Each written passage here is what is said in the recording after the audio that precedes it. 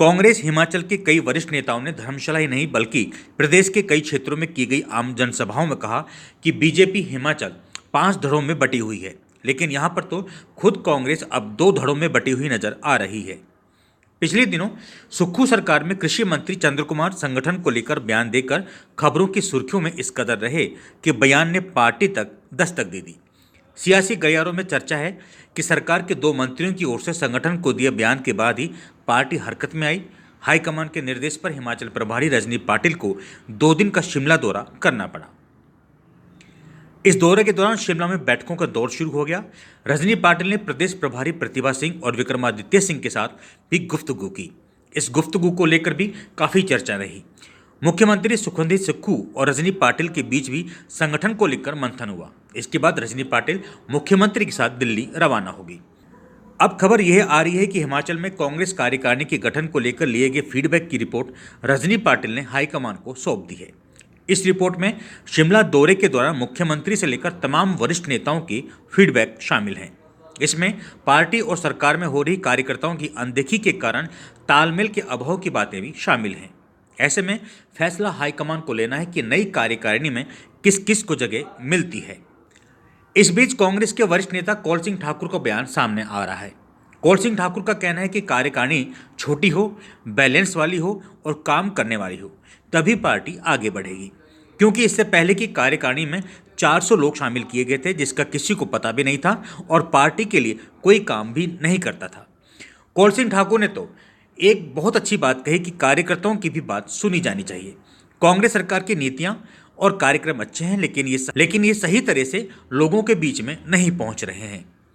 इस बारे में भी बात हुई है कि कार्यकर्ता, जब तक कार्यकर्ता के मनोबल नहीं बढ़ेगा तब तक कांग्रेस पार्टी ज़्यादा प्रभावशाली नहीं होगी। तो इसलिए हमने ये भी कहा मैंने कि कांग्रेस अध्यक्ष और मुख्यमंत्री महोदय हर जिले में जा कर के इंदौर जो है वर्करों की मीटिंग करें, उनसे जो है संवाद करें और उनकी जो अगर कोई दुख तकलीफ है उसको सुने और उनको दूर करने का प्रयास करें। हिमाचल प्रदेश स्कूल शिक्षा बोर्ड की मंगलवार से 10वीं और 12वीं कक्षा की वार्षिक परीक्षाएं शुरू हो गई हैं। इन परीक्षाओं के लिए शिक्षा बोर्ड ने प्रदेश भर में करीब 2300 परीक्षा केंद्र बनाए हैं। आपको बताते चलें कि बोर्ड परीक्षा में इस बार बहुविकल्पीय प्रश्न पत्रों को हल करने के लिए ओएमआर शीट का इस्तेमाल किया गया है। स्टेप वाइज मार्किंग के जरिए उत्तर का कुछ हिस्सा लिखने पर भी परीक्षार्थियों को अंक मिलेंगे। इस बार नकल के मामलों पर अंकुश लगाने के लिए सीसीटीवी कैमरों के अलावा 7 प्रकार से नकल रोकने का प्रयास किया जा रहा है। इसके अलावा नए पैटर्न के साथ जहां ए, बी और सी सीरीज में बोर्ड के प्रश्न पत्र परीक्षार्थियों को दिए जा रहे हैं, वहीं परीक्षाओं में स्टेप वाइज मार्किंग को भी शुरू किया गया है। इस संबंध में स्कूल शिक्षा बोर्ड के सचिव डॉक्टर मेजर विशाल शर्मा का कहना है कि बोर्ड प्रबंधन ने नकल के मामले रोकने को विशेष तैयारियां की हैं। अगर परीक्षा के दौरान कोई विद्यार्थी मोबाइल या अन्य इलेक्ट्रॉनिक गैजेट के साथ नकल करते पकड़ा जाता है तो उसे 3 साल के लिए परीक्षा देने से प्रतिबंधित कर दिया जाएगा। डॉक्टर शर्मा ने कहा कि इससे पहले नकल करने वाले परीक्षार्थी का यूएमसी केस बनाकर संबंधित विषय में ही फेल किया जाता था, लेकिन इस बार ऐसा नहीं होगा। देखिए, परीक्षा की सारी तैयारियां हो चुकी हैं हमारी। इस बार हमने लगभग 2300 के करीब एग्जामिनेशन सेंटर्स बनाए और पांगी और लाहौल स्पीति के इलाकों को छोड़कर कल से इन सभी इलाकों की जो परीक्षाएं हैं वो बोर्ड की डेटशीट के हिसाब से करवाई जाएंगी। देखिए, पांगी और लाहौल स्पीति पूरे डिस्ट्रिक्ट में ही हम कर रहे हैं। हालांकि हमारे काजा में पेपर पहुंच गए थे, लेकिन वहाँ पे पता चला है कि इंटरनल रोड्स बंद हैं, तो परीक्षाएं करवाना स्पीति एरिया में भी संभव नहीं है। तो इसलिए हमने ये अभी फैसला लिया है कि लाहौल स्पीति पूरा और पांगी एरिया पूरा, इनकी जो परीक्षाएं हैं, पहली 3 परीक्षाएं, उनको हम पोस्टपोन करेंगे और बाकी मौसम की स्थिति के हिसाब से अगर आगे कोई कॉल लेनी पड़ती है इसमें तो वो भी लेंगे। देखिए, नकल रोकने के लिए हमने अलग अलग स्तरों पे इसमें जो है वो अरेंजमेंट किए हैं। सबसे पहले तो मैं उड़न दस्तों की बात करूं तो अगर बोर्ड के अपने उड़न दस्ते हैं, वो 12 उड़न दस्ते हमने टीचर्स के लगाए हुए हैं। कोई लगभग इतने ही उड़न दस्ते जो हैं वो बोर्ड के अपने एम्प्लॉयज़ के हैं। इसके अलावा जितने एसडीएम्स हैं पूरे हिमाचल में, उनको भी हमने ऑथराइज़ किया है, वो भी अपने अपने स्तर पे उड़न दस्ते लगाएंगे। डिप्टी डायरेक्टर इंस्पेक्शन की टीम्स जो हैं हर एक ज़िले की, वो भी उड़न दस्ते में शामिल होंगी। इसके अलावा इस बार दोनों डायरेक्टर्स को, डायरेक्टर हायर एजुकेशन और डायरेक्टर एलिमेंट्री एजुकेशन को भी मैंने अनुरोध किया है कि वो अपने हेडक्वार्टर से भी उड़न दस्ते लगाएं। सीसीटीवी कैमरास हमारे सारे एग्जामिनेशन सेंटर्स में कंपलसरी हैं। और तीसरा, हमने इस बार एक नई ऐप भी लॉन्च की है जिसकी एग्ज़ाम मित्रा लॉन्च है, ऐप है। उसकी हमने ट्रेनिंग सारे स्कूल्स को करवा दी हुई है और सभी एग्ज़ाम सेंटर्स में वो कंपलसरी है। उस ऐप के ज़रिए हमें हर एक परीक्षा केंद्र की पल पल की जानकारी मिलेगी। देखिए, जहाँ तक OMR शीट की बात है, हमने दिसंबर में ही इसकी जो है ट्रेनिंग सारे जो जितने भी हमारे एग्जामिनेशन सेंटर्स हैं उनमें शुरू करवा दी थी। इसको बड़े पैमाने पे हमने इसको एडवर्टाइज भी किया था। इसके अलावा जो OMR शीट के जो सैंपल्स हैं वो हमने अपने वेबसाइट पे भी उपलब्ध करवाए हैं, स्कूलों को भी करवा दिए गए थे। और सारे स्कूलों को, सारे जितने भी स्कूल्स हैं हमारे, जितने भी सेंटर्स हैं, वहाँ पे हमने उनको कहा था कि आप बच्चों की इसकी प्रैक्टिस करवाएं। यदि मैं इसमें SOS 11वीं और 12वीं सब मिला के बात करूँ तो 1,95,000 के करीब परीक्षा परिणाम जो है वो जल्दी निकालें। लेकिन इस बार जैसे आप देख रहे हैं कि मौसम की स्थिति कुछ ख़राब है, तो हो सकता है कि ट्राइबल एरियाज़ में एग्ज़ाम्स लेट होने के कारण हमारा एग्ज़ाम रिज़ल्ट भी थोड़ा सा डिले हो जाए।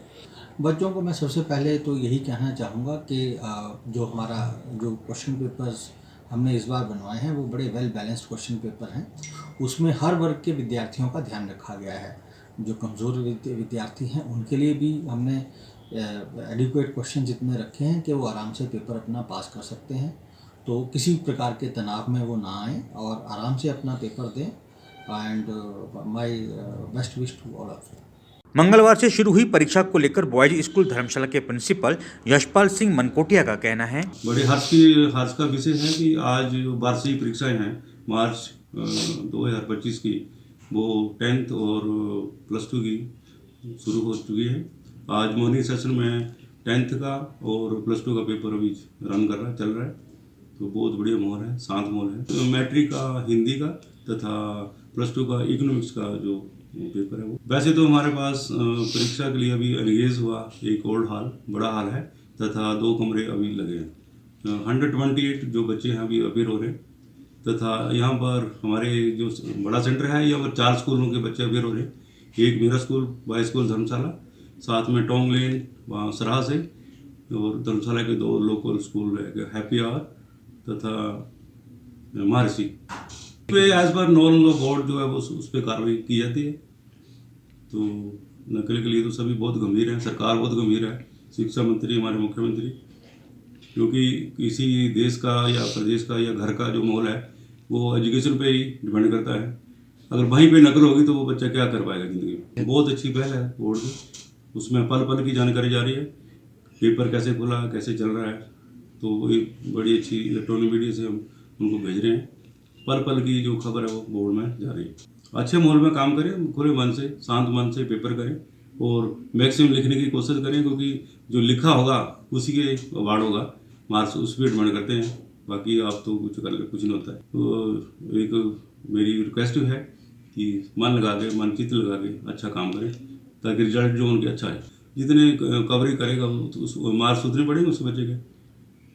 तो शांत मन से काम करें, एक पर्व की तरह मनाएं इसको, इसकी टेंशन ना लें कि एग्ज़ाम है, ऐसा कुछ भी नहीं। पूरा साल पढ़े होते हैं, हर चीज़ सुनी होती है क्लासरूम में। तो मन लगा के, चित्त लगा के अपना काम करें और उसमें लिखते जाएं। इस खबर पर आपकी क्या राय है, आप हमें कमेंट्स करके बता सकते हैं।